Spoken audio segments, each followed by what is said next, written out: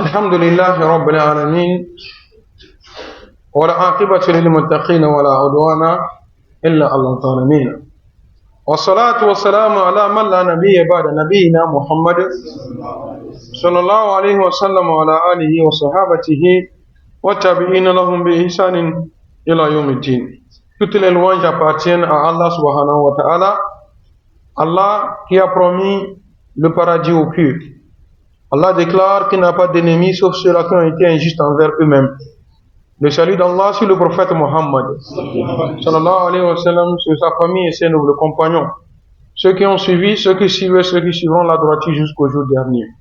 Fidèles musulmans, après cette introduction, Allah subhanahu wa ta'ala nous interpelle dans ce verset où il nous dit: ô vous qui avez cru, craignez Allah subhanahu wa ta'ala de la vraie crainte, de telle sorte que le temps où Allah subhanahu wa ta'ala va vous rappeler vers lui, vous êtes soumis totalement à sa volonté, pour que Allah subhanahu wa ta'ala nous accorde son paradis le jour dernier. Qu'Allah subhanahu wa ta'ala nous fasse du bien.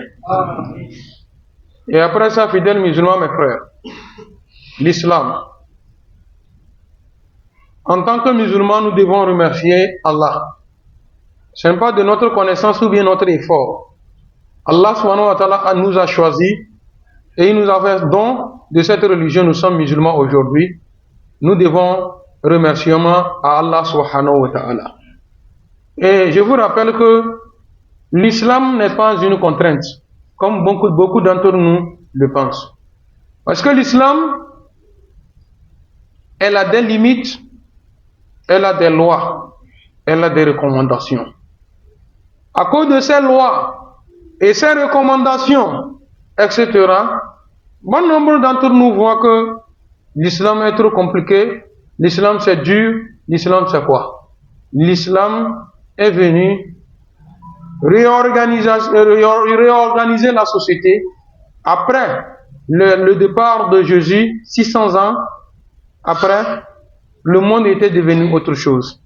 J'étais avec des parents, la fois passée. Là, ils sont venus de ce côté. Quand je les ai salués, ils m'ont donné comme conseil, moi là-bas j'ai dit oui. Disons merci à Allah subhanahu wa ta'ala. N'eût été l'islam, aujourd'hui, l'être humain allait consommer la chair de son prochain et rien ne va se passer. Malgré l'islam, de regarder les faits, des forfaits, le mal que l'être humain fait envers son prochain. Nous devons dire merci pour cette religion. Musulmans, mes frères, depuis un moment, nous avons entamé le thème sur l'argent. Et vous avez vu que ça nous a pris à peu près un mois presque, ou bien déjà un mois, sur le même thème. Parce qu'aujourd'hui, c'est ce qui nous tient tous au cœur. Le premier jour, quand j'ai commencé par développer le thème sur l'argent, je vous ai dit, c'est nécessaire que l'homme trouve de l'argent. Aujourd'hui, quand on est malade, il faut l'argent. Quand on veut voyager, il faut l'argent. Quand on veut construire, il faut de l'argent. Quand on veut, etc. C'est l'argent qui est le maître d'aujourd'hui, de tout aujourd'hui. C'est lui qui guide le monde. Mais que cela ne soit pas, fidèles musulmans, mes frères, en même temps l'occasion pour nous de ramasser n'importe quoi, soit disant que c'est de l'argent. Nous devons savoir où chercher notre argent, comment chercher l'argent et dans quoi faut-il mettre cet argent dont nous avons eu. Parce que nous serons interrogés au jour de la rétribution sur 1 franc, 2 francs que nous avons acquis. Et ensuite, dans quoi nous l'avons dépensé. Fidèles musulmans, un jour le prophète sallallahu alayhi wa sallam a interrogé ses compagnons: connaissez-vous les démunis parmi nous dans ma communauté? Et d'aucuns disaient: c'est celui qui n'a pas d'argent. Et l'autre disait: c'est celui qui n'a pas de manger. D'aucuns disent aussi que non, c'est celui qui n'a pas de vêtements et consort. Et le prophète sallallahu alayhi wa sallam dit: loin de ce que vous imaginez, le démuni parmi vous est celui qui viendra au jour de la rétribution avec sa prière correcte, l'aumône correct, le hajj, correct, le jeûne, correct, d'autres bonnes œuvres correctes. On va amasser ces récompenses, on dirait la plus grande montagne du monde. Au moment où l'on l'autorisera d'aller au paradis, c'est là que viendra un parmi nous encore qui dira, oh Allah subhanahu wa ta'ala, quand nous étions dans le bas monde, il m'avait triché. Il a pris mon argent sans mon consentement. Il m'a volé. Il m'a escroqué. Il m'a. Celui dont on avait des récompenses comme une montagne va voir ses récompenses voler et après tout on ne trouvera rien pour lui. Encore les gens sont alignés, ils attendent pour prendre leurs droits.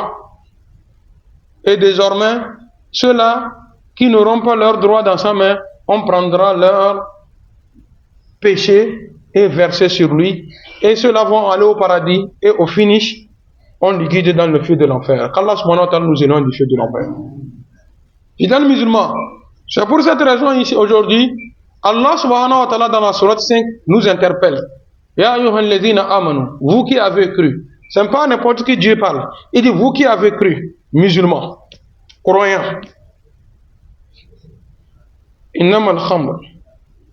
Certes, le vin, les boissons alcoolisées, wal maisar, les jeux de hasard, wal ansab, wal azlam, les pierres dressées. Les pierres dressées, vous comprenez ici, lorsque quelqu'un veut voyager, il va aller faire la consultation chez un divin. Si ce divin lui dit, bon, c'est bon, tu peux voyager, il voyage. Dans le cas contraire, il doit rester. Fidèles musulmans, mes frères. Il est arrivé que, même pour effectuer le pèlerinage à la Mecque, l'on doit aller se consulter d'abord, se faire consulter auprès d'un divin, un marabout. Le divin fait une œuvre satanique. Maintenant, vous voulez aller à la Mecque. Il y a un endroit où on appelle Jamrat, où il faut jeter les pierres à Satan. Toi, tu vas pour lui jeter des pierres et tu vas encore le consulter avant d'aller.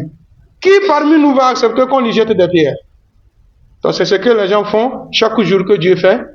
Ils veulent entreprendre quelque chose, d'aller consulter le divin, voir ce que le divin a décidé avant qu'il ne passe. Ils ne sont pas allés à la Mecque parce que on a regardé, on dit que s'ils vont à la Mecque, ils vont mourir. Yama takbir. Si je vais à la Mecque, je vais mourir. Maintenant, je pose la question, et si je ne vais pas, je vais vivre? Je vais vivre pour l'éternité? Voilà, je vais venir. Moi qui suis devant vous, j'ai dit, si quelqu'un me propose tout à l'heure un billet pour effectuer la Umrah et mourir à la Mecque, ne plus revenir, Wallah, je suis prêt à partir. J'ai dit, Wallahi, je suis prêt à partir. Allah subhanahu wa ta'ala a demandé à ce que l'on fasse la consultation, ce que nous appelons salat istikhara, la prière de consultation, dans toute chose que vous voulez entreprendre. Mais exception faite au Hajj. Quand je vais prier, il faut consulter d'abord avant de faire la prière.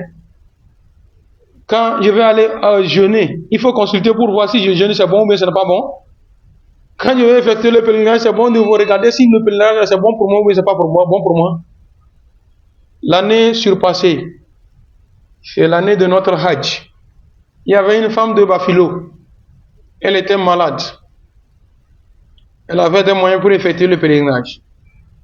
Et on l'a dit de rester, se soigner. Peut-être l'année prochaine, Inch'Allah, elle va effectuer le pèlerinage. Elle a dit, je vais aller à la Mecque, je vais faire le pèlerinage, même si je meurs là-bas. Allah subhanahu wa ta'ala a déjà destiné qu'elle va mourir. Regardez, si elle avait écouté les conseils des uns et des autres, ce serait un malheur pour elle. Elle est partie à la Mecque. Après Arafat, de retour de Arafat, c'est dans Mina, elle a rendu l'âme. Je dis, c'est dans Mina, elle a rendu l'âme. Le prophète sallallahu alayhi wa sallam nous dit, Al-Hajj Arafat. Al-Hajj Arafat. Quand on dit le Hajj, C'est Arafat qu'on fait allusion au Hajj. Elle a terminé son Arafat avant de rendre là. Fidèles musulmans, mes frères, revenons maintenant au vif du sujet. Pour ceux-là qui se sont donnés au jeu des hasards et à des boissons et consorts, Allah subhanahu wa ta'ala vous a réunis ensemble dans ce verset.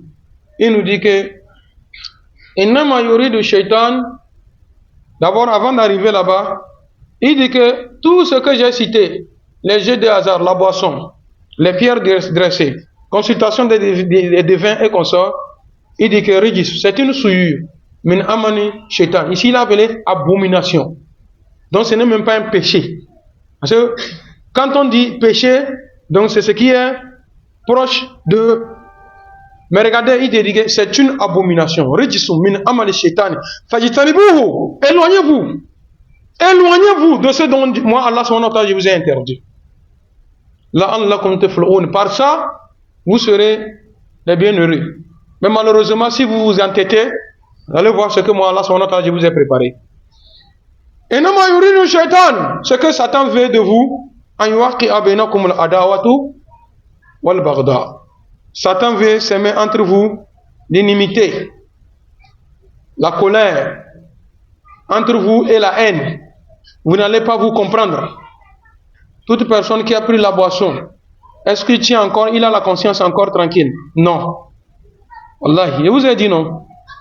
Il a bu, un responsable, un homme respecté. Tout le monde lui respecte. Il est parti prendre l'alcool. Il saoule. Il est arrivé à quelque part pour uriner. Les gens sont assis comme ça, c'est devant eux, il s'est arrêté. À une personne comme ça. Yama, tout ce dont il dit que en bas, ils sont en train de faire la publicité de 1xBet. 1xBet là, ils sont en train de faire publicité de ça. En bas de leurs choses là, ils ont écrit. Il dit que les jeux de hasard fait partir la fortune. C'est-à-dire, vous fait perdre la fortune. C'est ce qu'on écrit en bas. Je ne sais pas si ceux-là qui font les choses là prêtent l'attention une fois. Ben, si les gens ont commencé par rire, il a fini de dire hey,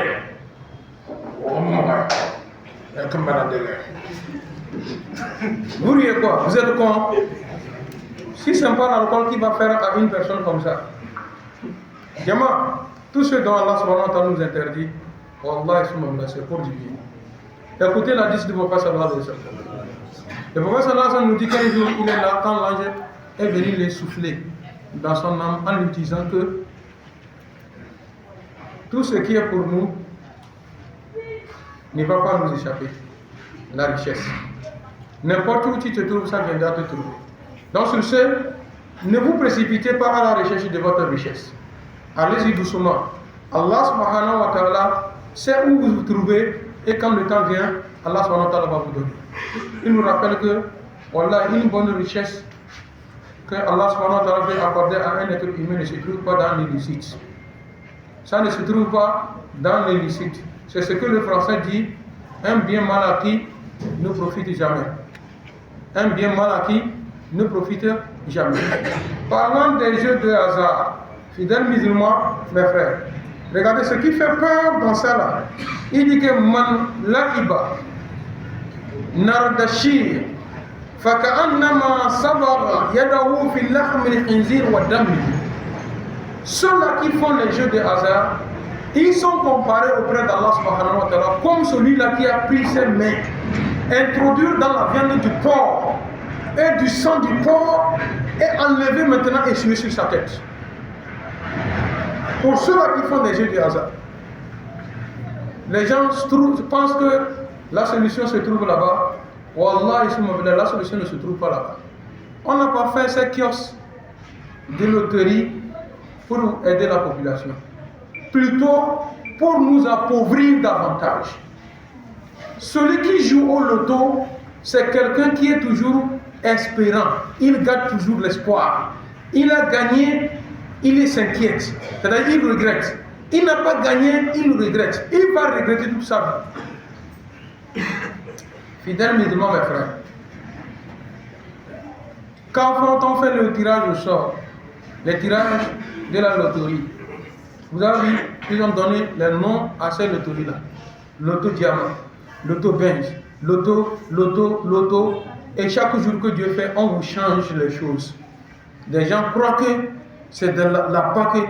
Wallah, les savants scientifiques, même non musulmans, approuvent que voilà, la loterie, ceux-là qui font ça, c'est un vol indirect. C'est un vol indirect. On vole la population, mais les gens dorment. Les gens ne se réveillent pas. Je vous ai dit une fois, j'ai suivi un match. En bas, ils sont en train de faire la publicité de 1xBetting. 1xBet là, ils sont en train de faire publicité de ça. En bas de leurs choses là, ils ont écrit. Il dit que les jeux de hasard font partir la fortune. C'est-à-dire, vous faites perdre la fortune.